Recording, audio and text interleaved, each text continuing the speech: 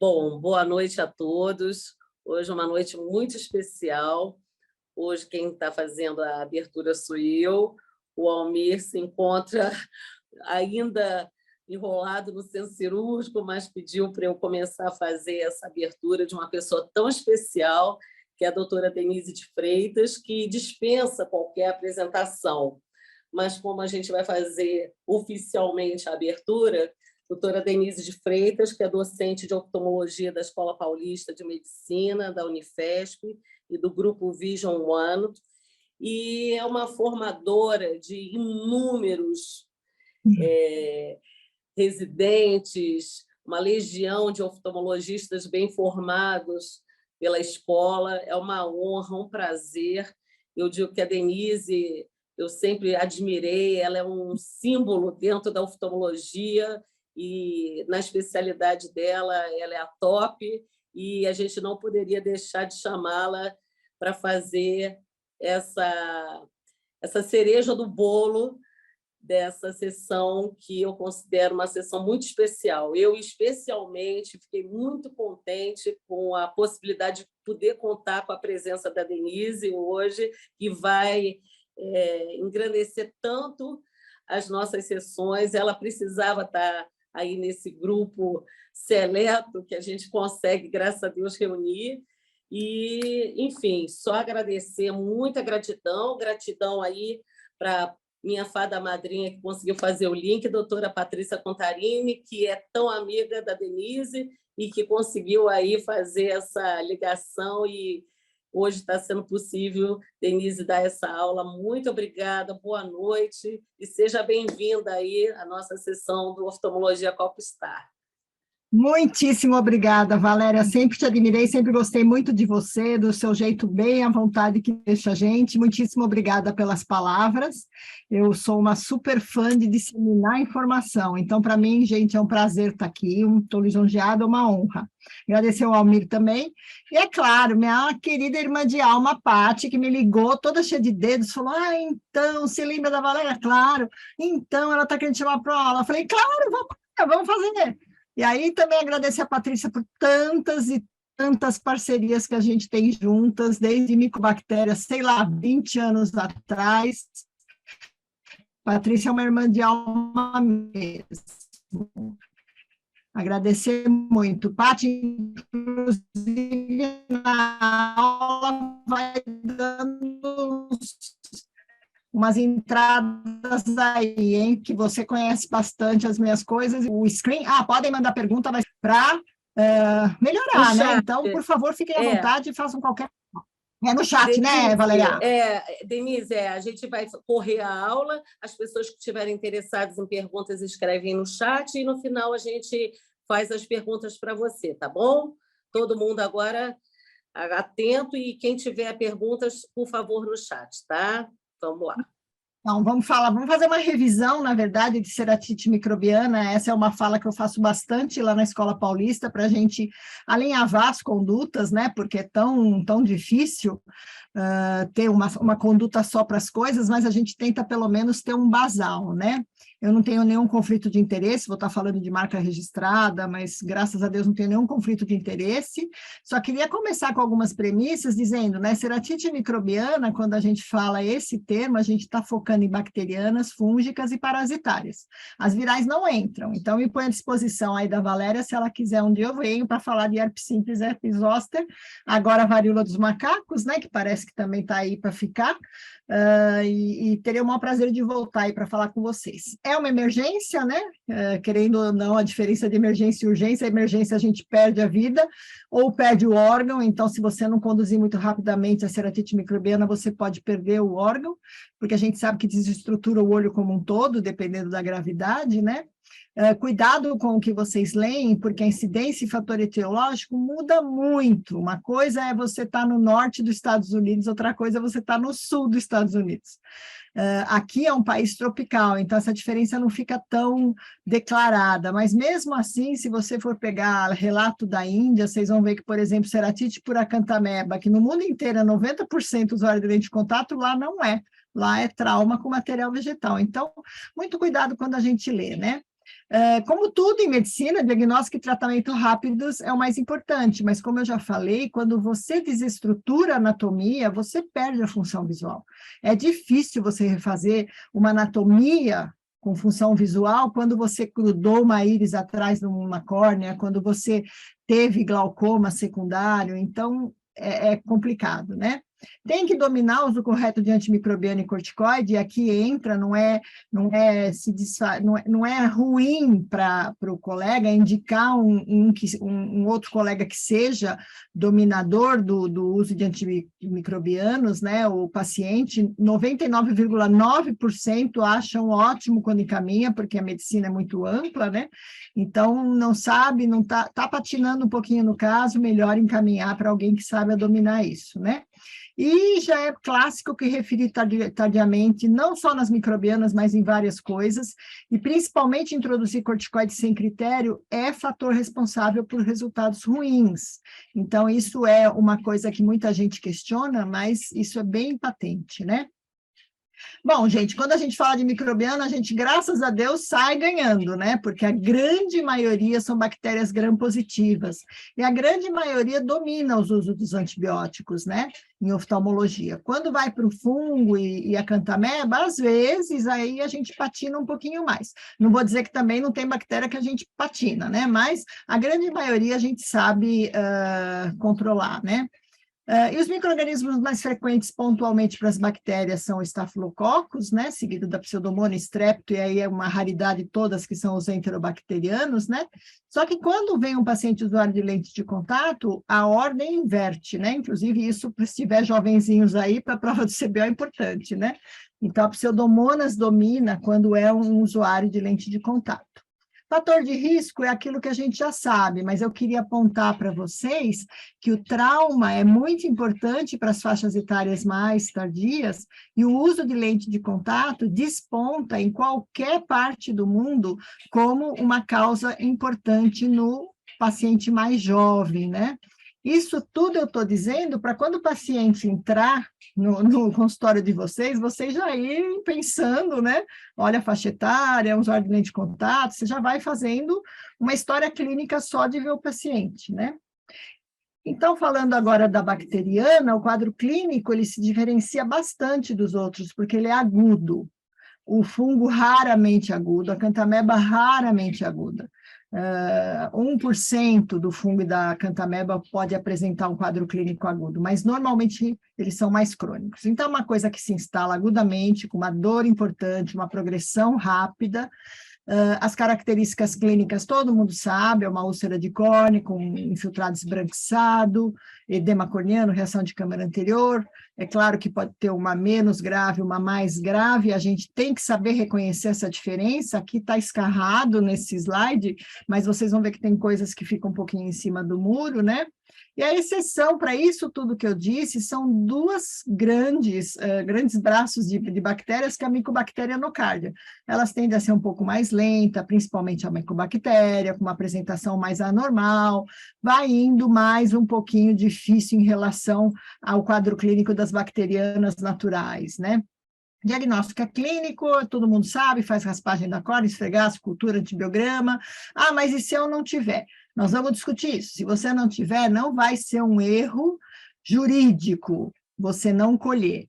Ele passa a ser um erro jurídico se você entra com antibiótico, não responde, aí você não encaminha. Aí é grave, porque aí o juiz vai chegar e falar, mas puxa vida, se o senhor não tinha acesso ao laboratório, por que o senhor não encaminhou para um grupo que tivesse? Então, cuidado com isso. Então, dá para tratar sem ter que fazer cultura em todos os casos, mas não deu certo, encaminha. E aí suspende, não suspende, sempre que você puder, suspende. Mínimo de 24 horas, mas se possível, o paciente está em MELT, o paciente está grávido, né? Você não vai suspender. Ou o paciente tem um quadro diferente, um quadro misto, que quem sabe eu pego uma micobactéria, como está aqui embaixo, quem sabe eu pego um fungo associado a uma cantameba, né? E aí você vai fazendo isso. PCR, casos muito difíceis. E aí você está falando no top do iceberg. Tem que ter serviço que te dê a disponibilidade de fazer PCR, senão você erra nos casos mais raros. E são poucos, assim, de bate-pronto, eu posso dizer que eu sei que tem um grupo no Paraná, tem o nosso grupo na Escola Paulista, mas poucos têm a disponibilidade para fazer, principalmente para ceratite e endoftalmite, né? A gente gosta de usar bastante microscopia confocal, a gente não visibiliza a bactéria na microscopia confocal, mas o tipo de inflamação, o tipo de desorganização e necrose que dá para ter uma ideia, né? O médico não vai falar, o colega que está fazendo não vai falar, isso é uma bactéria, mas ele fala, olha, tem indícios que pode ser uma bactéria, né? Ou até mesmo só indicar que já está cicatrizando e já está melhorando, né? Lembrar que a nocardia e a micobactéria são bichos maiorzinhos, né? Então, talvez alguma coisinha você possa pegar na confocal. Eu, por exemplo, né, antigamente eu achava que era uma coisa snob você usar o OCT de segmento anterior para ceratite, né?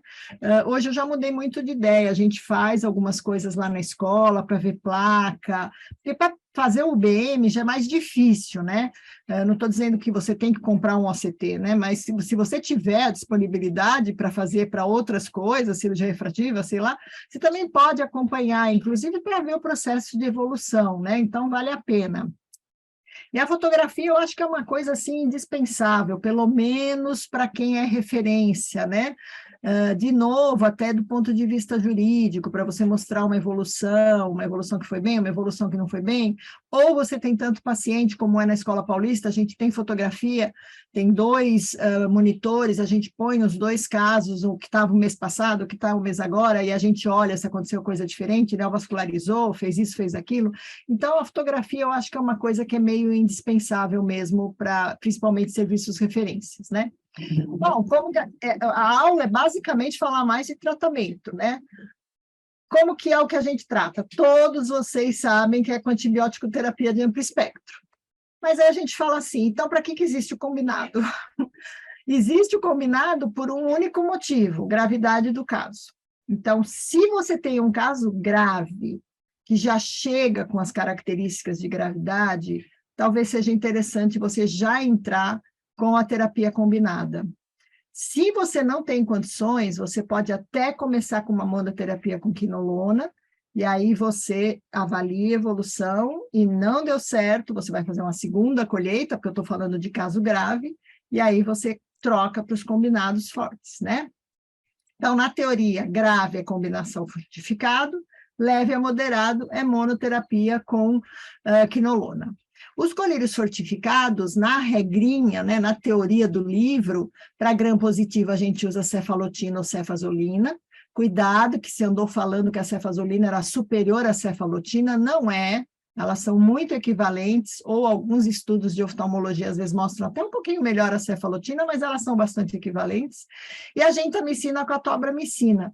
Se a gente falar em termos de equivalência, também estão ali, pareadas, né? Apesar que a gentamicina é um antibiótico mais antigo, que a gente gostaria muito de parar de usar. Só que, por exemplo, a Comissão de Infecção Hospitalar da Escola Paulista, ela não deixa a gente trocar gentamicina de bate-pronto, porque ela fala que os estudos não estão mostrando que tem muita resistência, né?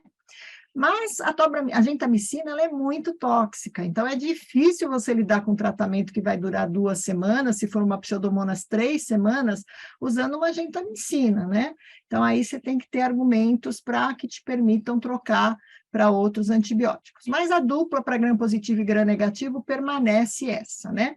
E a monoterapia com quinolonas, que teoricamente elas pegariam gram-positivo e gram-negativo, mas aqui sim, existe já várias coisas mostrando resistência, principalmente para os gram-positivos, né?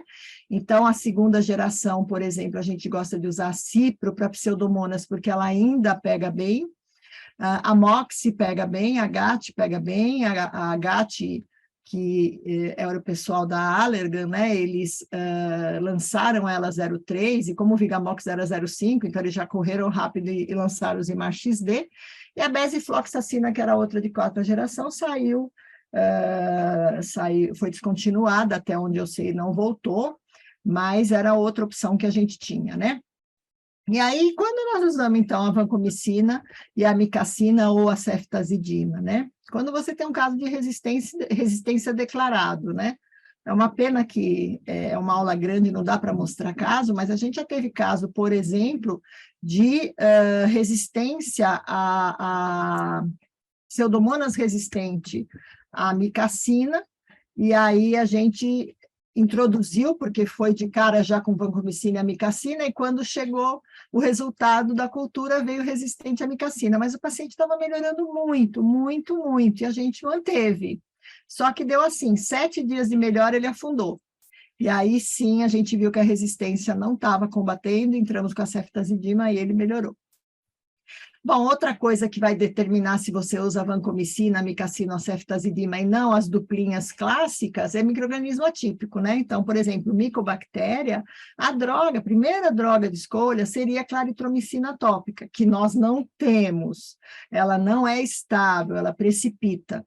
Então, se você quer usar um colírio, além da claritromicina oral, você usa a amicacina, porque ela pega muito bem, e ela pega também no cardio. Então, é um coringa, né? Vamos dizer assim, para um pós-operatório de LASIK, que você está desconfiando de micobactéria, então você colhe e já entra com uma amicacina, né? Aliás, quando você lava a interface do LASIK, quando tem um processo infeccioso, se é uma infecção aguda na primeira semana, a gente lava com vanco. Se é uma infecção crônica, mais de 3 semanas, a gente lava com amica, justamente porque ou é um gram positivo, que é agudo, ou é um micro-organismo mais tardio, que é a micobactéria, né? Bom, micro-organismos virulentos de difícil tratamento, então a pseudomonas, que não vai bem, pelo amor de Deus, tem que entrar com a amicacina, não tem outra opção, e se eventualmente for resistente à amicacina, migrar para a ceftazidima. O streptococo é outro problemático, porque ele cresce muito na vertical, ele não cresce na horizontal, como a maioria das bactérias, então precisa tomar cuidado, e ele tende a recidivar, assim como a pseudomonas tende a recidivar, então você opta mais por uma vancomicina, né? Então você vai tendo esse raciocínio conforme o seu quadro clínico, né? Esse é outro caso, assim, eu brinco, eu falo, foi um caso horroroso, porque ela foi operada há muitos anos atrás de LASIK, ela voltou a usar lente de contato porque ela ficou com uma hipermetropia pós-LASIK, e aí, bom, no final das contas, tinha declaradamente um gap na interface dela com o flap do LASIK com a córnea saudável. E por esse gap, provavelmente entrou uma pseudomonas. E a gente isolou a pseudomonas, ela veio resistente a tudo, tudo. Aí a gente optou por ceftazidima, começou a dar ceftazidima fortificada, e a paciente respondia e voltava, respondia e voltava, ela recidiva umas 3, 4 vezes, até que eu decidi amputar o flap. Eu amputei o flap, mandei o flap inteiro para a cultura. Aí o laboratório me liga, olha, você tem Bactrim aí, colírio? Eu falei, Bactrim? Tenho, claro, mas por quê? Ah, porque se você der meia dúzia de gota de Bactrim, essa pseudomonas vai embora. Resumo, era uma pseudomonas atípica, que era super sensível a Bactrim, nunca tinha ouvido falar nisso. E a paciente curou assim em dias com o Bactrim. Então, essas horas, além de você saber que você tem que usar determinados antibióticos, você também tem que ter um suporte grande de laboratório. Então, a gente tem um suporte grande de laboratório na Escola Paulista, a gente tem um suporte grande no Fleury, com o Jorge Sampaio, que sempre foi um braço direito da Patrícia Contarini, aí, um headhunter do Fleury, trouxe o Jorge do Rio de Janeiro aqui para a Paulista, né? E esse caso em especial, eu mandei para os 2 laboratórios, mandei para o Fleury e mandei para a Escola Paulista de Medicina. E aí veio esse resultado desse antibiograma, né? Porque a escola é serviço público, nem sempre testa todos os antibióticos, tem um kit lá que escolhe para testar. E o Jorge, na época, fez esse antibiograma para mim expandido e pegou o Bactrim, né? Bom, então, eu estou falando bastante. É grave, entra com fortificado. Não é grave, entra com a quinolona. Bom, o que é grave? O acometimento epitelial maior que 1/4, né? Então, você sempre divide a córnea quando você está examinando qualquer coisa em doença externa ocular, mas particularmente em infecção, você divide a córnea em 4 e aí você vai colocando nos parâmetros, né? Então, essa aqui não é uma úlcera grave, porque está longe de pegar 1/4 do diâmetro da córnea, né? Se a localização é central ou periférica é central, é grave, porque já vai deixar a visão ruim, né? O acometimento estromal, isso é muito importante. Então, se vocês olharem com calma nesse caso, ele tem um hipópio grande e tem um infiltrado pegando 2/3 do acomento, da profundidade, né? Então, isso é grave, é, por exemplo, um caso grave. Eixo visual, envolvimento da esclera, eminência ou perfuração. Por exemplo, um caso desse pode enganar, não, mas não tem mais infecção, porque, olha, já está quase transparente. Não, não é, isso é uma pseudomonas, e a pseudomonas ela pode ter esse aspecto acinzentado, não tão infiltrado, esbranquiçado, que está super em atividade, né? E a regra não é 100%, né? Então, por exemplo, isso aqui é uma micobactéria. Isso é extremamente grave, mesmo ela tendo só 1/4, menos de 1/4 de acometimento da córnea, esse caso quase perdemos a córnea do paciente, porque ela era uma micobactéria que ela tinha um edema muito estranho que pegava tudo isso aqui, ó, infiltrado mesmo era só isso, mas aqui tinha uma quantidade enorme de bicho. Por quê? Porque é um pós-operatório de LASIK, então estava usando corticoide, a micobactéria adora corticoide, toda regra tem sua exceção e você precisa saber que esse vidro quebrado, né, com essas espículas, é muito sugestivo de micobactéria, né? Então, óbvio que aqui é uma ceratite grave, óbvio que aqui não é uma ceratite grave, mas cuidado, olha esse aspecto acinzentado e olha esse aspecto que está perdendo os detalhes da íris. E isso pode ser só o pico do iceberg, e aqui você tem realmente a infecção pegando tudo. Mas, teoricamente, não é uma coisa que vai me dar um melting que eu vou perder a córnea, o eixo visual está razoavelmente preservado, então a gente fica um pouco mais tranquilo, né? Bom, então antibióticos fortificados, com algumas determinações da Anvisa, ficaram muito difíceis de serem feitos, a gente fazia no pronto-socorro, a gente fazia no ambulatório, e a Anvisa disse não. Aí nós fomos conversar com o hospital disse, não, eu não vou pagar um hospital do Sistema Único de Saúde, eu vou pagar um farmacêutico só para oftalmologia, para fazer colírio, não vou pagar. Então, ficou assim, esse mundo perdido, né? E agora, o que nós vamos fazer? Será que a gente entra para todos os casos com monoterapia com quinolona de 4ª geração? E foi essa a conduta que o pronto-socorro de oftalmologia da Escola Paulista tomou, com salvas exceções. Tipo, é um caso muito grave, discute com o paciente se ele tem condições de manipular os colírios fortificados de maneira privada. Se não tiver, como é a maioria que não tem, a gente acaba dando a monoterapia com a quinolona de 4ª geração, e aí vê os resultados que vêm disso, né? Tem coisas positivas, né? O antibiótico fortificado, ele é muito mais tóxico que uma quinolona. A quinolona, você entrega para o paciente, você já começa a pingar conversando com ele como ele vai usar. Então, a rapidez é a grande vantagem da monoterapia, né?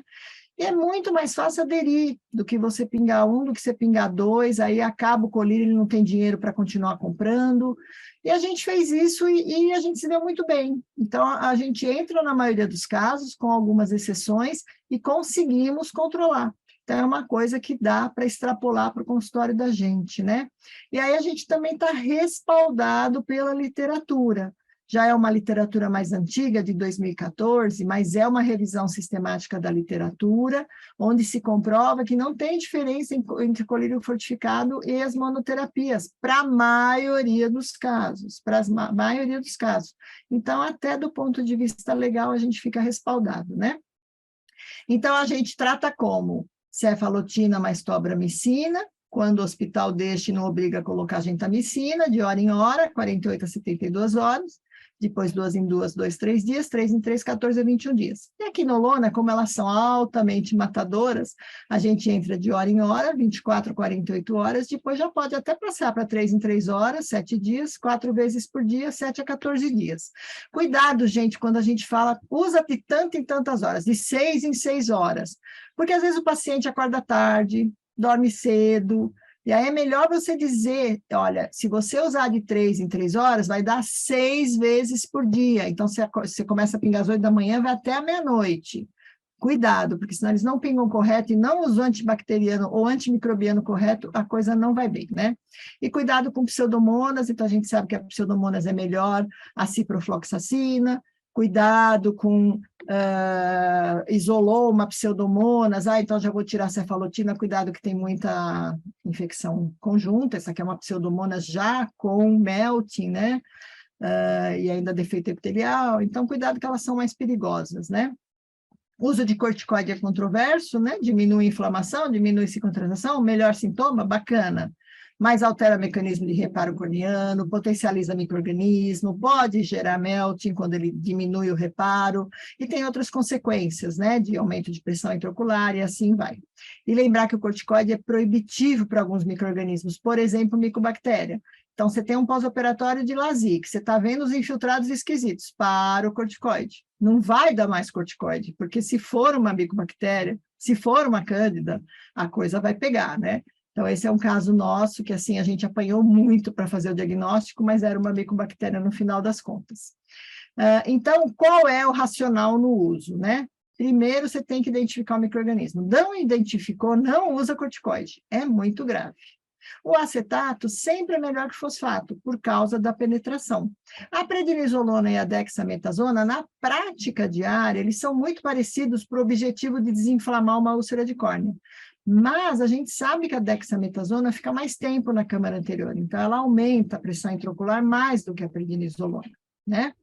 Não usa com micobactéria, não usa com nocárdia, não usa com pseudomonas, pelo menos de pronto já. Espera bastante para entrar com corticoide na pseudomonas.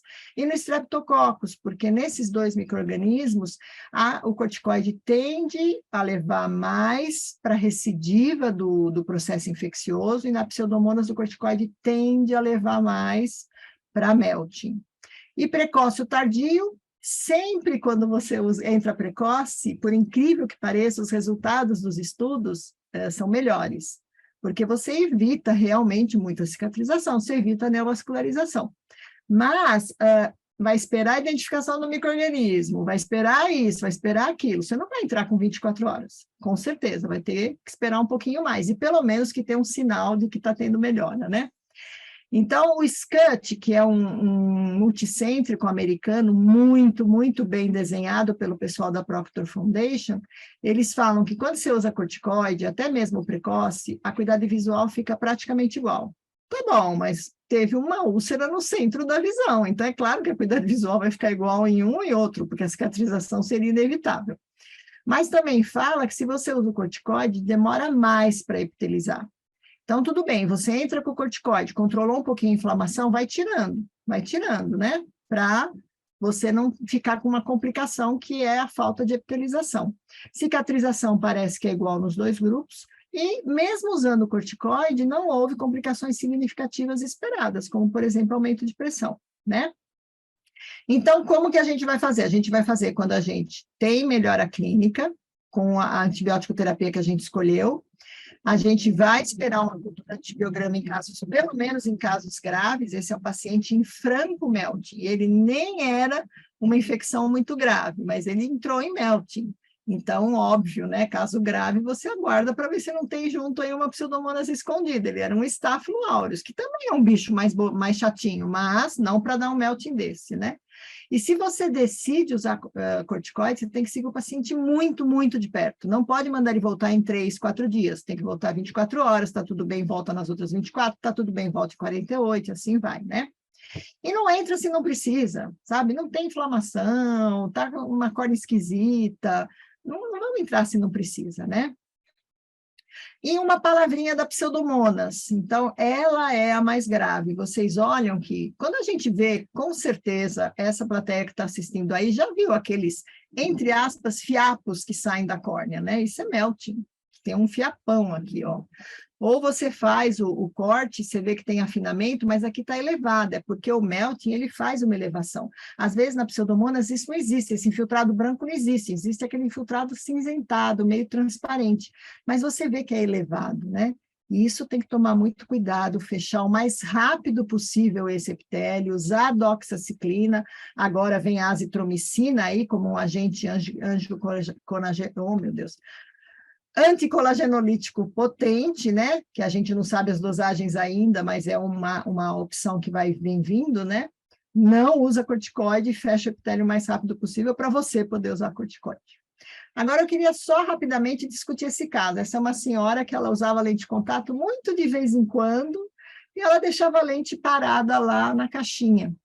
Então, a primeira coisa que a gente tem que aprender é que paciente que usa socialmente ou para esporte, deveria usar a lente de one day, de descarte de um dia. Não deve ficar com essa história de botar a lente na caixinha e ela fica parada 10 dias lá. Aí o neto tinha aniversário, ela ficou ajudando a filha, fez a festa, chegou rapidinho para se trocar e ir para a festa, botou a lente de contato que estava parada há sei lá quantos dias. E ela pegou uma pseudomonas bilateral, ela ficou bem a festa inteira, dormiu, aí no dormir, quando ela acordou, ela já acordou com a visão muito ruim e com o passar das horas já estava completamente cega, né? O interessante foi que a gente começou a tratar, tinha cara de pseudomonas, cheiro de pseudomonas, tinha tudo de pseudomonas, né? E gravíssima, né? A gente começou a tratar com antibiótico terapia combinada fortificada e a resposta foi bacana. A paciente começou a poder andar, a poder se locomover, ter um pouquinho de independência, né? E aí, quando estava todo mundo feliz, ela, no nono dia de tratamento, piorou. Esse é um paciente de dentro da Escola Paulista de Medicina, piorou. Aí voltou com muita dor, já não estava enxergando mais nada, o olho direito com infiltrado esbranquiçado, e o antibiograma estava favorável aos antibióticos que a gente tinha escolhido, e aí o olho esquerdo parecia que estava com certo melting, a gente não conseguia entender por quê, e aí a explicação para esse caso é essa aqui. Paciente ficou desesperado, médico ficou desesperado, e ficou usando antibiótico fortificado por quase 10 dias. E digo mais, ela pingava à noite. Então, a toxicidade pode causar exatamente tudo isso que está aí, inclusive causa hipópio. Então, cuidado, porque aquela coisa de hora em hora, 3 dias, de 2 em 2 horas, 3 dias, é justamente para você evitar essa toxicidade medicamentosa, que dá dor. Uma boa dica é você ver ceratite ponteada que ultrapassa o limbo, ou se for um fortificado com amicacina, que é o que ela estava usando, ele faz úlceras de conjuntiva. Então, cuidado. E aí você faz o quê? Você reduz a frequência para o mínimo possível, que seria de 3 em 3 horas, retira toda e qualquer medicação tóxica, vou dar um exemplo, vamos entrar com um pouquinho de corticoide. Todos os corticoides têm cloreto de benzalcônio. Aí você entra lá com o Ster-MD. Tá no cloreto de benzalcônio. Vamos entrar com o Ster-MD 2 vezes por dia. 2 vezes por dia pingou cloreto de benzalcônio, né? Então, não pode ter nada que possa ter isso. E aí, se for um paciente que está respondendo bem e o antibiótico está favorável, você pode, de repente, passar, já apagou o incêndio, você pode passar para uma quinolona, que está mais sob controle, e é muito menos tóxica do que um colírio fortificado, né? Uma rápida palavrinha de PEC crosslink. Então, a gente sabe que as ondas ultravioletas são usadas de muito, muito tempo para esterilizar várias coisas dentro de hospital, né? Salas, quartos, centro cirúrgico, todo mundo sabe, né? E aí veio essa ideia de talvez usar o PEC crosslink, né? A irradiação ultravioleta com um corante, né? Que fosse sensitivo que a riboflavina, e realmente tinha efeitos germicidas. O que acontece com o PEC crosslinking para as bacterianas e também para as outras, a gente vai falar, ele ainda não conseguiu engrenar, né? Não existe tipo assim, eu vou fazer PEC crosslinking em todo caso que chegar de cara, porque vai... Ninguém sabe. Isso é porque são muitos micro-organismos, e o grupo do Rafezi, lá da Suíça, descobriu que mesmo entre os micro-organismos, as cepas se comportam diferente. Você pegar 2 estafilococcus aureus, você pode ter resposta diferente. E aí também os estudos não têm padronização, né? Qual técnica, qual tratamento adjunto? Vamos usar antibiótico? Mas eles disseram que o PEC crosslink era para evitar resistência, né, do antibiótico. Bom, Aí agora, nessa última academia, o Rafezi veio com a novidade que talvez se você aumentar a fluência, a energia, né, talvez você tenha um pouquinho mais de resultado bom e mais padronizado. Então, nós estamos esperando estudos, os estudos in vitro comprovaram que se você usar o acelerado é melhor, né, porque você diminui o número o tempo de exposição, mas você aumenta a energia, então eles estão apregoando que 9 milijoules de energia seria, miliwatts de energia seria o melhor, né, mas estamos esperando novas evidências, mas já tem uma luzinha no fim do túnel, né. Então, o que a gente está usando hoje em dia para a PEC Crosslink? A gente está usando para casos de melting, ele realmente ajuda, para melhorar casos de infecção bacteriana superficial ou fúngica, né, como um tratamento adjuvante, não é para usar sem antibiótico ou sem antifúngico, não deve ser usado em infecções profundas, porque uma não chega, e as lamelas mais superficiais ficam compactadas, e às vezes a medicação não entra da maneira que a gente queira, né? E aí você pode tentar em casos que são atípicos e que você tentar tudo e não adianta. Por exemplo, essa paciente, por causa da pandemia, ficou usando a mesma lente de contato terapêutica por causa de uma ceratopatia bolhosa num transplante falido. É claro, e aí usando um corticoide com antibiótico. É claro que ela pegou uma ceratopatia cristalina. Colhemos, entramos com vancomicina de cara, é aí que eu falo que é um micro-organismo atípico, a gente já entra com vancomicina, porque sabe, nada mais vai responder. Isso é quando ela chegou, e isso é quando deu 1 mês de tratamento. Ela piorou certamente, né? Tem novos aqui está mais denso, aqui tem mais longo branch. Então, a gente foi lá e fez nós não fizemos um cross-linking com rosa bengala, oh meu Deus, Paty me socorre, com riboflavina, porque a gente já está nessa nova fase que é o tratamento fotodinâmico com rosa bengala, né? Então, a gente fez um RBPDAT nela, e simplesmente em 3 semanas ela não tinha mais nenhuma ceratopatia cristalina. Então, foi um tiro no escuro que deu certo. E aí, só para deixar vocês a par, vem vindo, né, a terapia fotodinâmica com rosa bengala, que parece que tem uma ação maior. Ela funciona porque ela vai liberar mais oxigênio e aí ela tende a destruir mais fácil os micro-organismos. Ela tem sido apontada como uma esperança no tratamento de acantameba, então essa já é uma paciente nossa da Escola Paulista que fez o RBPDAT, com uma resposta razoável, então a gente também está esperando, né? Então, de bactéria é isso, então agora a gente vai passar para um caso interessante. Esse é um caso de um paciente de 34 anos, advogado, super, super diferenciado e conhecendo tudo, usuário de lente de contato, sempre teve um excelente cuidado quando ele entrou de férias e relaxou. Ele dormia com a lente, ele entrou em sauna, ele entrou em mar, ele entrou em rio, ele entrou em piscina e ficou com a lente de contato lá. Aí ele desenvolveu uma infecção e essa infecção estava no 2º mês quando foi referida para a gente.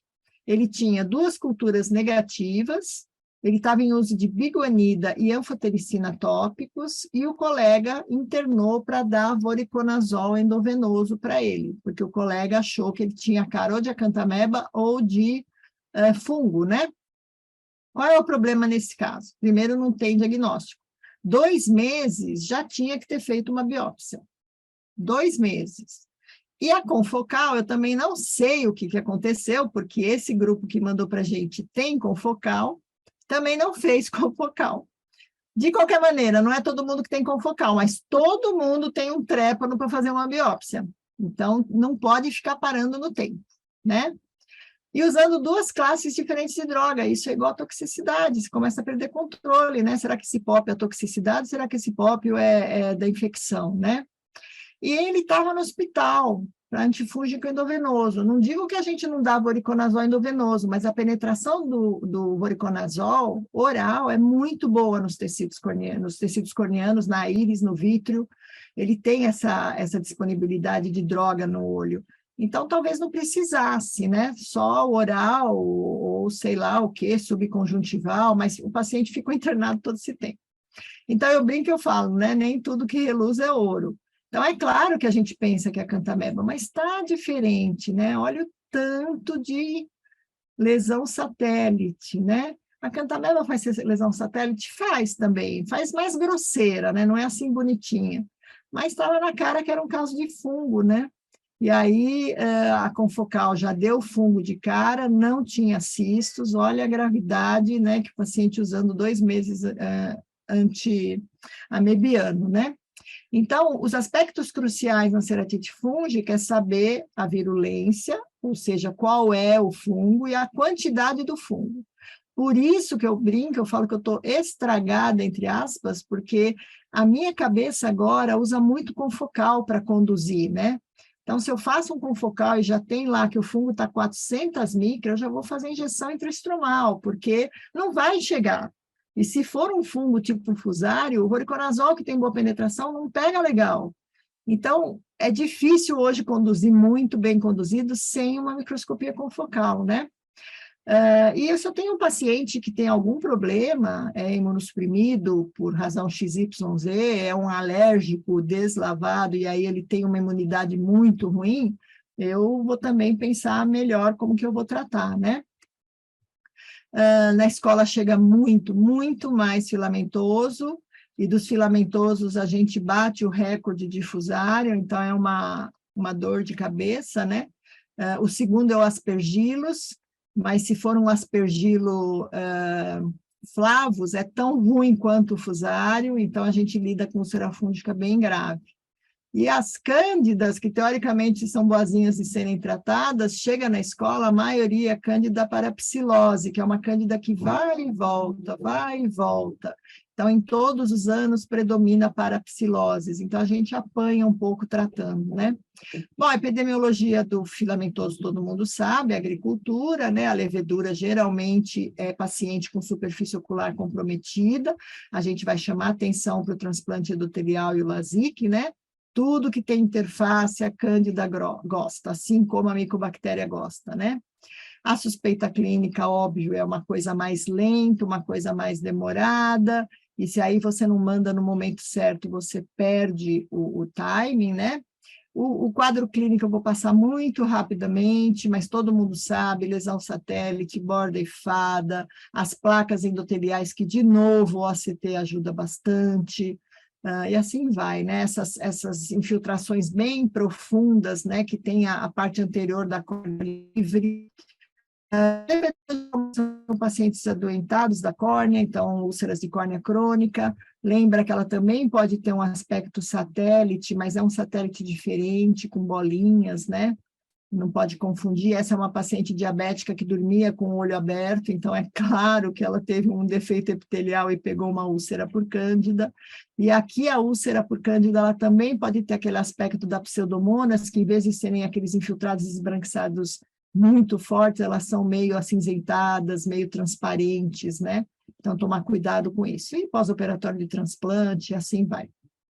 Então, esse é um paciente HIV positivo, eu tinha permissão para mostrar a foto dele que ele me deu, mas ele faleceu, então agora a permissão nem é mais necessária, mas ele teve um herpes zoster, ficou com lago oftalmo, e o herpes zoster leva a hiperestesia corneana, quer dizer, tudo para dar uma úlcera por cândida, tudo. Então, quando você tem um paciente deste porte, não precisa nem ser HIV positivo, mas com uma córnea hiperestésica e lago oftalmo, você tem que corrigir isso urgente. O paciente vai perder o olho por causa da cândida, né? Põe uma membrana amniótica, faz tarsografia, tira essa parte cicatrizada que não dá chance para o azar, né? Bom, o diagnóstico a gente faz com esfregaço na escola, a gente pega muito micro-organismo com esfregaço, cultura, a gente deixa um tempo maior, porque às vezes você não tem muito material. Então, mesmo, né, os estudos mostrando que cultura fúngica, com uma semana, 97% já está positiva, mas como as quantidades de fungo são pequenas, a gente deixa 3 semanas em média, a gente avisa para deixar. E como eu falei, a microscopia confocal agora é fundamental, né? Porque você vai pedir uma microscopia confocal para o colega que faz, e você vai falar, por favor, me diga a profundidade. Porque se tiver muito profundo, não vai ter antifúngico que entra, principalmente se for um filamentoso desse porte, né? E o que eu falei, a biópsia, gente, não tem trepa, não vai lá na mão mesmo, e faz a biópsia, é profunda, vamos lá pegar um pedaço disso. Compre um trepanozinho dermatológico que tem em toda a loja de venda de material médico, eles são bárbaros para você fazer, você faz até na lâmpada de fenda, com uma crescente de faco. Então, não está tendo resultado? Vai para a biópsia, a gente tem que fazer. Antifungigrama existe? Existe. É bom para Cândida? Excelente. É bom para filamentoso? Complicado, mas a gente faz. Principalmente se eu tenho um fungo filamentoso muito complicado, né? Que é o famoso Paecilomyces, que agora virou Purpuracilium. Esses a gente sai correndo pedindo para o pessoal da microbiologia, do setor de fungo, fazer para a gente um antifungigrama para poder tratar melhor, né? Mas para Cândida, para psilose principalmente, a gente tem que realmente ir atrás. E todo mundo sabe, é filamentoso, é natamicina, cetoconazol oral, sempre pede TGO, TGP, gama-GT, interação medicamentosa, tem alguns remédios que você não pode usar. Mas se é um caso muito profundo como esse, não adianta entrar com natamicina, tem que ir direto para a anfotericina, porque a penetração dela é menos ruim, menos ruim. E anfotericina para levedura, pode usar fluconazol oral, faz também os exames, apesar que o fluconazol é um antifúngico muito tranquilo, não vai deixar a sua paciente fazer um transplante de fígado, como a gente já teve, uma paciente na Escola Paulista, e o tratamento vai longo, né? Tem que desepitelizar. Quantos casos a gente pega de caso grave, profundo, usando anfotericina que o colega não desepiteliza? Então, dia sim, dia não, tem que desepitelizar. Se tiver muita necrose, tem que fazer ceratectomia superficial, não adianta. E tem os novos antifúngicos, que já tem mais 2 novos de pesquisa, o isavuconazol já está disponível no mercado, o nicomicina ainda não, mas são coisas novas que vêm vindo. Por quê? Porque tem muito paciente imunossuprimido por transplante hoje em dia e eles pegam infecções graves. Então, esses antifúngicos novos toda hora estão surgindo. Mas a oftalmologia, ela ficou craque em usar o voriconazol, né?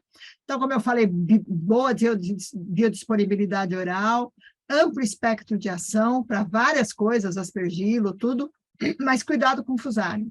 O fusário, a boa e velhinha anfotericina é a melhor coisa que tem, fora a natamicina quando é superficial, né?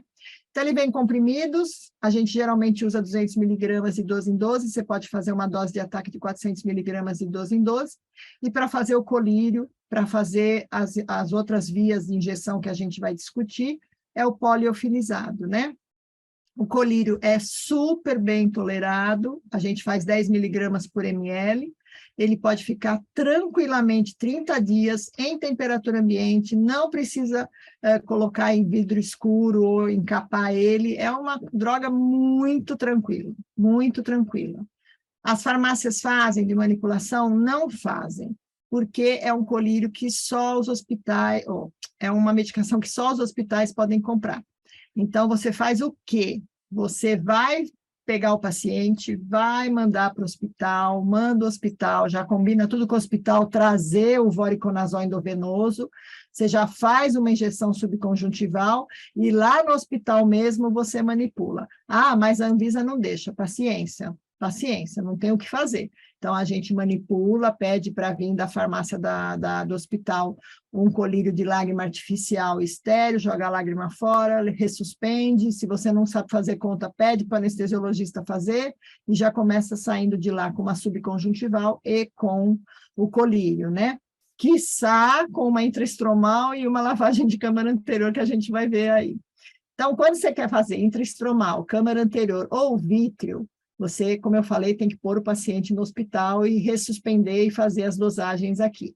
Caiu a patente do Vifend, que era uma fortuna, agora você tem já o genérico, tanto da solução endovenosa como dos comprimidos. Continua ainda fora de condições para o paciente do Sistema Único de Saúde, mas é melhor do que era antigamente, né?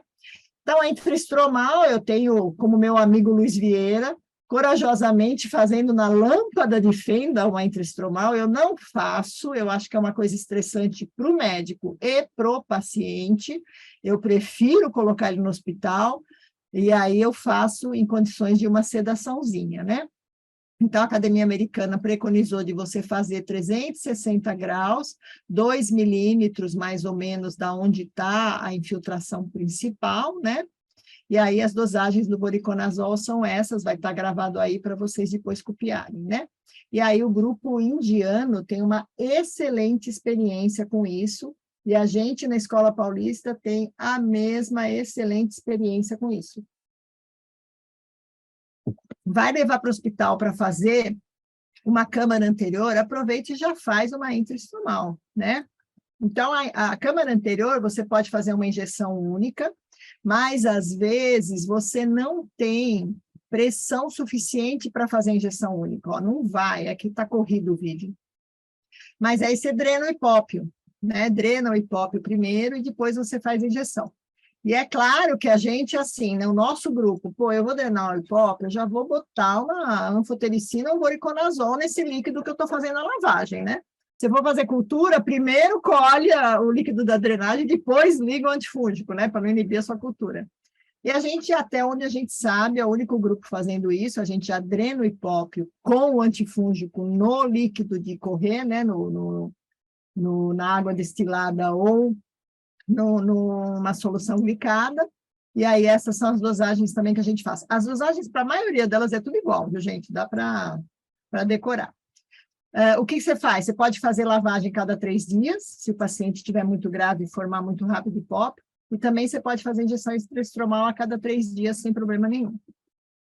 Corticoide, Cândida pode, melhorou, sentiu que está controlado, está tudo indo bem, cuidado se for uma parapsilose, mas dá para usar. O filamentoso a gente preconiza de ser evitado, a gente só entra quando a gente tem certeza que a infecção fúngica acabou. E o tacrolimus, a gente está tendo uma ótima experiência com ele no pós-operatório, que você não pode usar corticoide. Então, a gente dá 0,1%, 1 a 4 vezes por dia. Você pode fazer pomada, você pode fazer gel, você pode fazer solução aquosa. A gente, como é muita coisa que o paciente está usando, a gente acaba fazendo solução aquosa para que o gel ou a pomada não impeça a penetração do antifúngico, né? Fungo filamentoso, mais de mês para tratar, quiçá 2 meses, né? Cândida, 1 mês, você consegue controlar muito bem, obrigado, sem grandes problemas, né?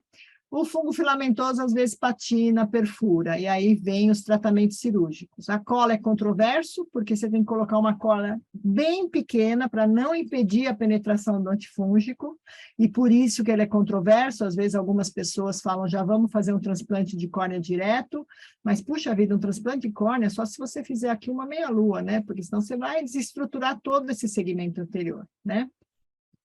Bom, recobrimento conjuntival a gente só usa para lesão superficial, apesar que muitos grupos, principalmente o indiano, costuma para fazer para lesão profunda com resultados razoáveis, a gente não gosta, os nossos resultados são péssimos com fungo profundo, né? Esse é um caso do Dr. Sato, que o paciente levou uma pedrada, foi suturado e junto com a pedra veio um fungo, né? E apesar de ter hipópio, tudo isso, era uma infecção razoavelmente superficial e respondeu super bem ao recobrimento, né? E a gente gosta de fazer recobrimento vertical e não horizontal, porque senão o paciente pisca e ele toda hora desloca o enxerto, né? Então, por isso que a gente faz vertical. Transplante de córnea, vamos dizer assim, 99,9% penetrante. Quando é fusário, a recidiva é alta, a falência é alta, aquelas coisas de sempre, né? O intraoperatório, a gente lava a câmara com anfotericina B ou voriconazol, depende do que você optou por usar, e ainda a gente injeta nas bordas do receptor o antifúngico, né? Onde você vai suturar a córnea que vem vindo no receptor, né? E aí sai com antifúngico tópico, subconjuntival, sistêmico, tacrolimus, se precisar, lava de novo, começa com subconjuntival de novo, tudo de novo, né? Como aconteceu nesse caso, que respondeu super bem, mas aí fez uma infiltração, tira o ponto, faz cultura, fusário de novo, né? E veio agora o lamelar profundo, né, que a gente põe DALC, mas não deveria ser DALC, porque a gente prefere fazer manual, né, com medo que você vai romper a membrana de DCM, mas alguns colegas gostam de fazer. Com a microscopia confocal, deixa uma segurança maior, né, tentar fazer mais para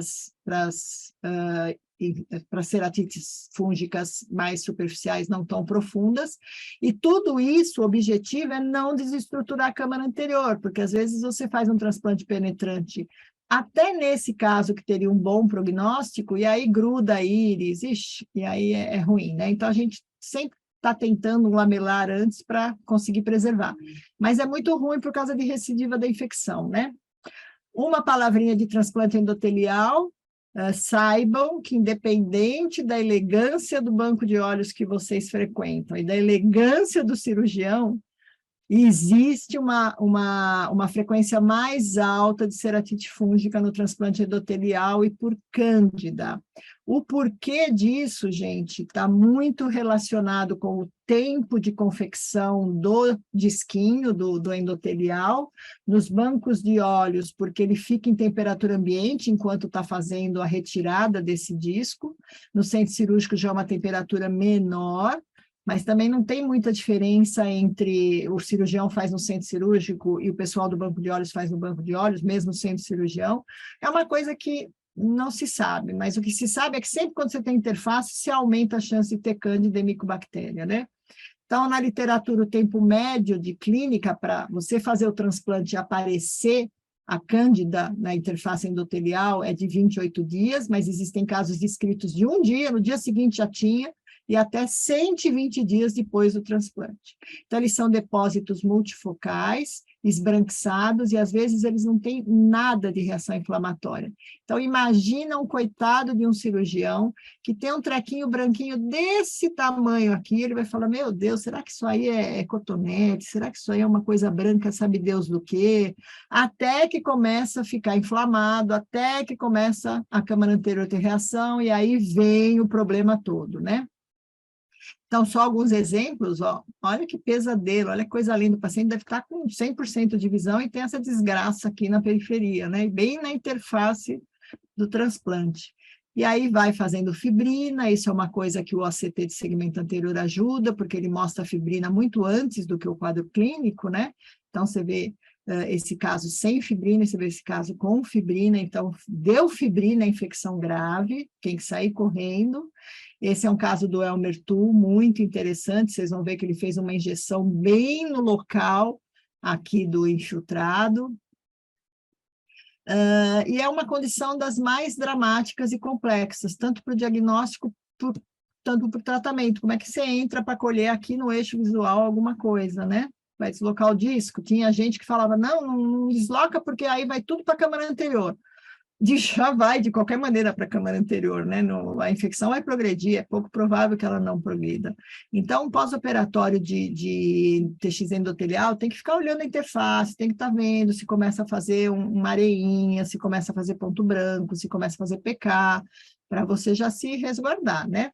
Bom, a gente faz cultura de humor aquoso, a gente faz punção transcorneana, a gente faz punção intralamelar, faz biópsia com tesourinha de vitrectomia, microvitrectomia tesourinha, e tira um pedaço do disco, retirada da lamela inteira. Se você tiver a sorte, né, que é uma que pegou bem aqui na interface, ela está superficializando já, você pode tentar fazer uma biópsia aqui, e mandar para identificação e fazer antifungigrama. Esse é um caso que é levedura, ou é...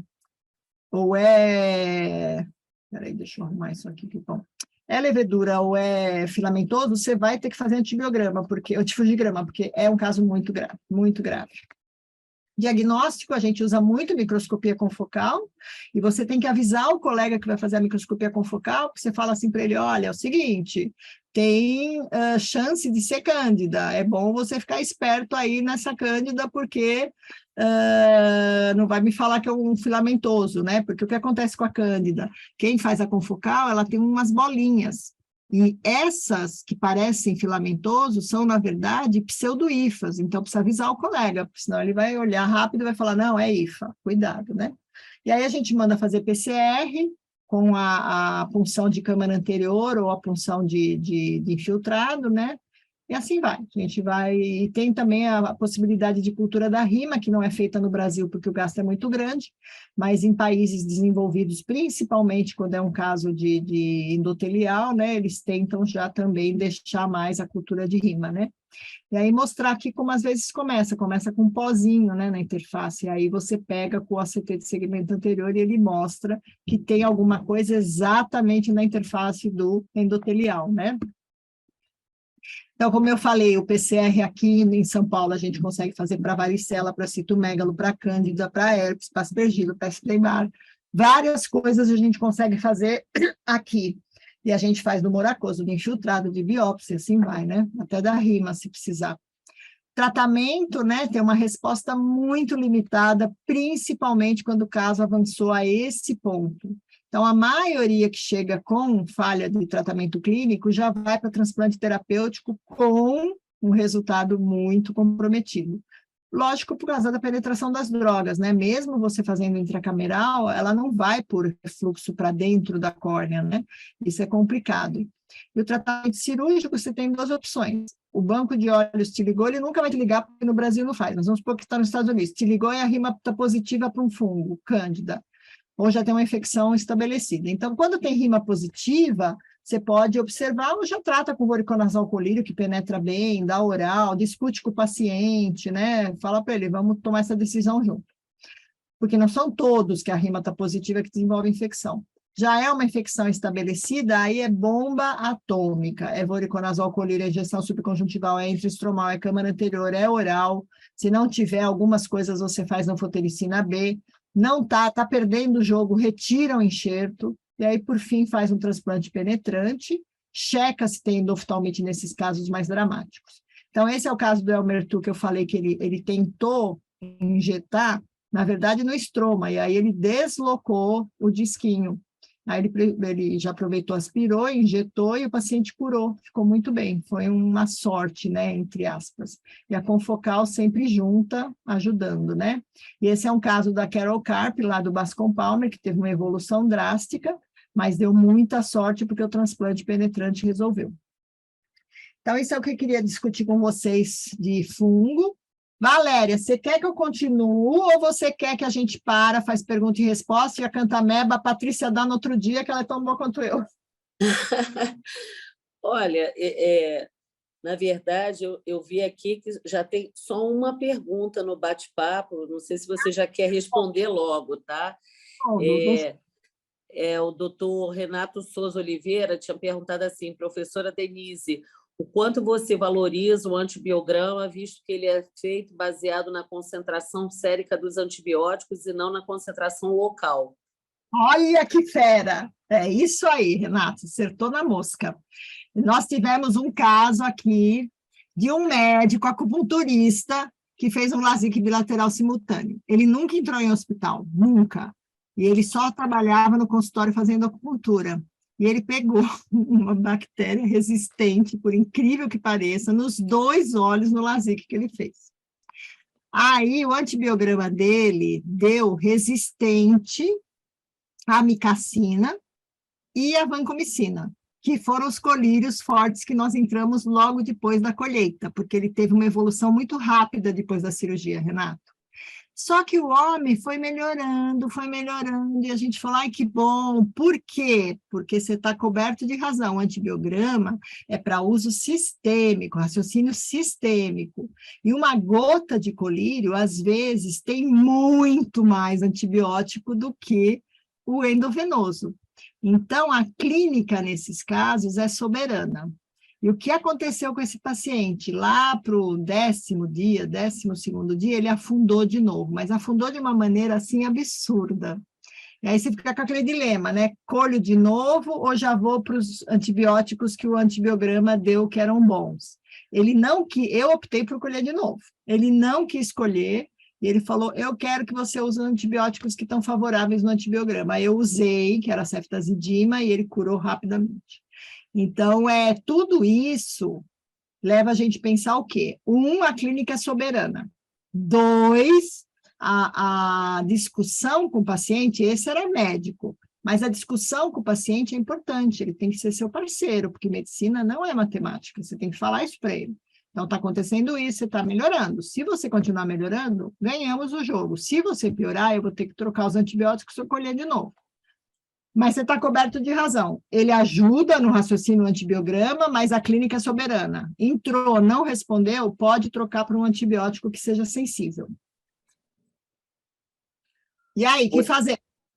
Bom, Denise, eu, com certeza, já está marcado na nossa agenda que 2023 você vai falar sobre herpes simples, zoster e varíola dos macacos. Já pode ir se preparando. Porque a Patrícia sabe a canta de frente para trás. Pode pôr a Patrícia. A Patrícia também vai. A Patrícia está aqui com a gente e está a Gisela Garcia, que é nosso apoio aqui também no Rio de Janeiro, que é top. Tem a doutora Marian Rachid, todas estão aqui te assistindo. Já tivemos aqui com a gente a Ana Luísa Rolfling, a Luciane Novelli, quer dizer, o pessoal todo aqui tá firme. Agora, eu não sei se uma das meninas que eu citei, Gisela, Marian, a própria Paty, se tem alguma coisa a colocar aqui, o próprio Bernardo pode abrir a câmera delas, se for alguma colocação que elas queiram fazer aqui. Olha, a doutora... eu estou em falta com a Gisela, porque a Gisela também é um grande apoio meu aí no Rio, viu? Aqui a gente fica dia sim, dia também, atrás da Gisela, coitada. É uma super-heroína, Gisela, que nos atura diariamente por as nossas inúmeros telefonemas, né, Gisela? Então, se você quiser, aí entra aí no bate-papo, e agora ficam as top de córnea aqui batendo uma bolinha. É isso mesmo. Vamos lá, Paty, vamos lá, Gisela, se coloquem... Valéria, só uma parte, a Gisela está nos brindando de Paris, não é isso? Gisela está em Paris. Ai, que chique! Isso, que máximo! Denise, da Denise, ela está teclando aqui no chat. Não, só enquanto ela está teclando, eu só vou te perguntar uma coisa. Você falou de anticolagenolítico potente. O que é isso, Denise? Isso é novidade aí. A gente sempre usou a doxaciclina como o anticolagenolítico clássico, via oral para pseudomonas. Aí foi chegando a azitromicina, porque a azitromicina ela começou a substituir a doxi para tratar blefarite em criança, calazo, essas coisas, e daí começou a se ver também que ela tem uma ação anticolagenolítica. E a gente não sabe ainda a dosagem certa. Então, se a gente usa doxi e não funciona, a gente vai e tenta a azitromicina. A gente está tentando com várias dosagens. Então, dou um comprimido de 500, na primeira semana dou um de 500, depois eu dou um comprimido de 500 na outra semana, numa segunda. 4 semanas dando 500 miligramas por segunda-feira. Mas não sabemos se essa é a dosagem, entendeu? Estamos esperando mais estudo. Mas em casos assim, sérios, é melhor manter a doxaciclina, porque a gente domina melhor. Só que a azitro, você trata um processo de colagenase. Por um mês, a doxa você trata, às vezes, por 2, 3 meses, né? Então, está com fé que a azitro vai ser melhor. Tá. Deixa eu ver se alguém já escreveu alguma coisa aqui, só para... Gisela, doutora Denise, obrigada pela aula de sempre excelência. Bom, se ela está em Paris, olha isso, que prestígio, hein, Denise? Olá, Paty, tem pergunta. Paty, vamos lá, Paty, fala alguma coisa aí. Boa noite, obrigada pelas referências. E eu queria perguntar para a Denise... Falhou. Falhou. Fala aí. Oi, boa noite. Agora foi, desculpa, eu tinha desativado. Boa noite, obrigada pelos comentários e assim, a nossa amizade realmente incontestável. Está caindo a Paty. Da onde que você está, Paty? De Marte? A chuva, você já pegou chuva? Estão me desativando o mudo. Não desativa ela não, hein? Não, mas não tem como desativar, é porque está caindo. Se cair, você volta, porque você reinicia. Porque ele não está te... Foi avisado antes que você estava na lavipérrima. Tá bom. Denise, eu queria perguntar o quanto você tem utilizado o PCR nos seus diagnósticos e o quanto você deposita de confiança nesses diagnósticos? Olha que bárbara essa pergunta. Olha, Paty, com tudo isso que eu vejo, pouquíssimo. Esse seu último caso, eu acho que foi o caso, assim, eu não quero dar uma de spoiler, nada, porque eu acho que você tem que apresentar esse caso em breve nos congressos, mas o seu caso é um exemplo, entendeu? Quando tudo não dá certo, é o PCR que você tem que sair correndo. E quem faz, tem que ter uma elegância para fazer absurda. Então, aqui a gente faz algumas coisas no nosso laboratório e a gente usa muito Fleury, que a gente sabe que eles têm uma elegância na realização do exame muito grande, né? A gente tem usado bastante agora na varíola dos macacos, porque essa varíola dos macacos ela veio com a possibilidade de ter talvez um herpes associado. Isso foi desmascarado, porque a gente faz PCR para varíola dos macacos, faz PCR para herpes e tudo negativo, só dá para varíola dos macacos. Então, assim, tem que ser um lugar que você sabe que vai fazer com controle positivo, com controle negativo, vai dizer quantos ciclos positivou, porque aí você tem uma ideia de como que está a gravidade, a quantidade de micro-organismo. Então, precisa ser um lugar muito confiável, porque senão mais atrapalha do que ajuda. Mas é muito raro eu pedir um recurso de PCR na atualidade. Muito raro.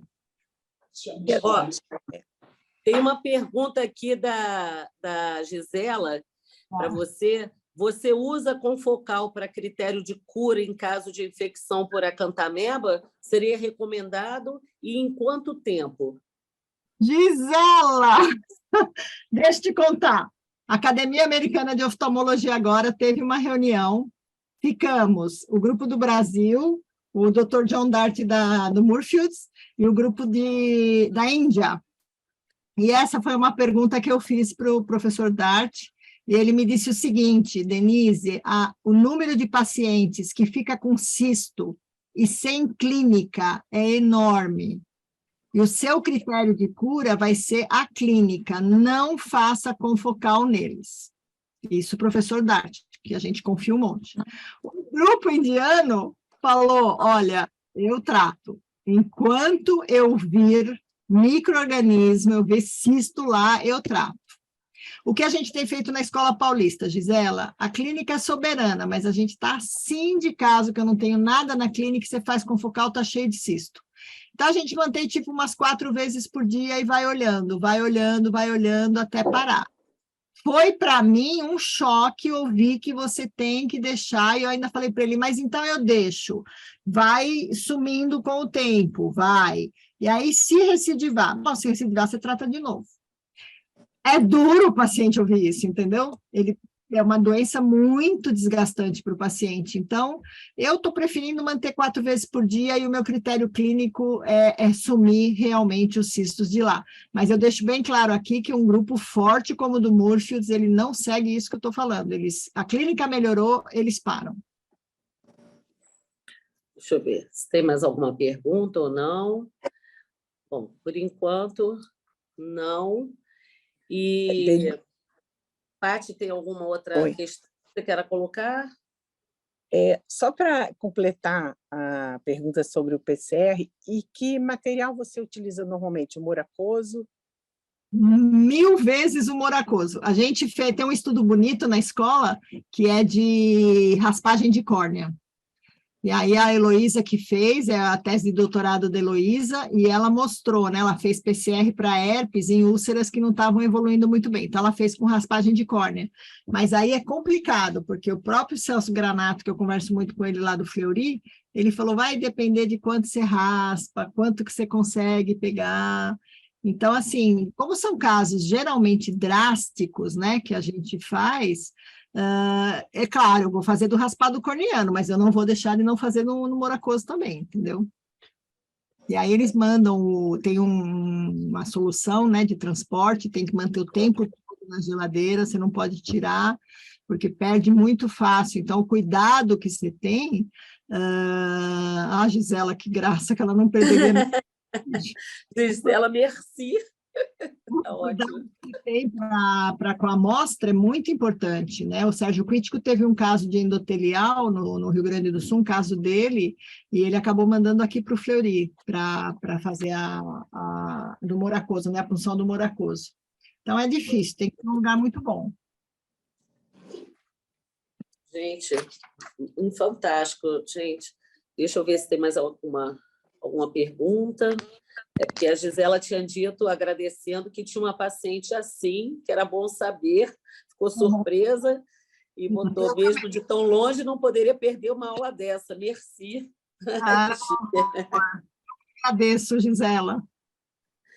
Gente, olha, como sempre, a Denise faz tudo parecer tão fácil, quando, na verdade, é tão difícil, tão complexo, tão cheio de detalhes, que só vocês mesmo para fazerem esse tipo de suporte, e quem ganha são os pacientes por tanta dedicação e por tanto estudo, a gente sempre aprendendo aqui, eu com 1000 anotações durante sua aula, mas é por isso mesmo que a gente te chamou, porque, como eu falei hoje com o Almir, a Denise foi a cereja do bolo hoje, porque terminando a última sessão com chave de ouro, enfim, a última sessão do ano. Nada mais acrescentar que muito, muito, muito, muito obrigado. Só gratidão e já põe na sua agenda 2023, herpes simples, zoster e varíola dos macacos. Está prometido, hein, Denise? Gente, muito obrigada, estou sempre à disposição. Valéria tem meu telefone, tem meu e-mail, Paty, nem preciso falar. E aí, qualquer coisa, estou à disposição para ajudar, de coração mesmo. Tá. Almir, você quer fazer o encerramento agora? Não, só para agradecer a Denise e lamentar, né, que eu tive um dia completamente atípico hoje, e vou deixar você fazer as honras. Você se conduziu sempre tão bem, desde o contato com a Denise, a condução primorosa da sessão. Vou deixar você encerrar a nossa última sessão do ano e agradecer muito a Denise e aos colegas que sempre nos prestigiam. Muito obrigado. Eu que agradeço. Bom, encerrando, então, agradecendo mais uma vez, Denise, agradecendo aí a minha fada madrinha, Patrícia Contarini, que fez tudo acontecer. Valéria. Só tenho uma pergunta. Eu estou achando a Denise mais jovem. Eu queria que, nessa próxima aula, ela contasse para a gente o segredo dela, que ela está mais jovem. Eu queria saber. Ela está super pode ser elegante. Pode ser na próxima. Sabe, ela sabe. Tem que passar o segredo para as amigas, tá? Por favor. Obrigado. Obrigado, Denise. Muito bom. E Obrigada. a gente está encerrando, então, com essa chave de ouro, com essa estrelinha na ponta da árvore aí. Hoje, nossa última sessão do ano, porque a gente vai dar umas férias até março. Acho que agora, mês de dezembro, vem festividades, amigos ocultos, confraternizações, recessos. Então, a gente optou por não termos sessão em dezembro e darmos umas férias para todos em janeiro e fevereiro. E, se Deus quiser, em março estaremos aqui de volta com grandes nomes, agradecendo a presença de todos, aos colegas todos que nos prestigiaram durante esse ano todo, aos colegas que deram brilhantes palestras, que isso tudo faz com que as sessões sejam de excelência. E a gente fica muito feliz por isso, tá? Boa noite a todos, mais uma vez, obrigado, e até 2023, se Deus quiser, com muitas aulas especiais, tá? Boa noite a todos. Boa noite, viu? Bom Natal, bom Ano Novo para todo mundo. Tudo de bom aí, todo mundo usando agora a máscara de novo. Tchau, então. Obrigada, tchau. Tchau, Paty. Tchau. Paty, querida, beijo, obrigada. beijo. Boa noite. Te ligo, hein? Obrigada. Te ligo. Não pode deixar. Beijo. Beijo, Gisela. Beijo, Mária. Beijo a todos. Beijo. Boa noite. Vamos encerrando, então, a sessão com chave de ouro.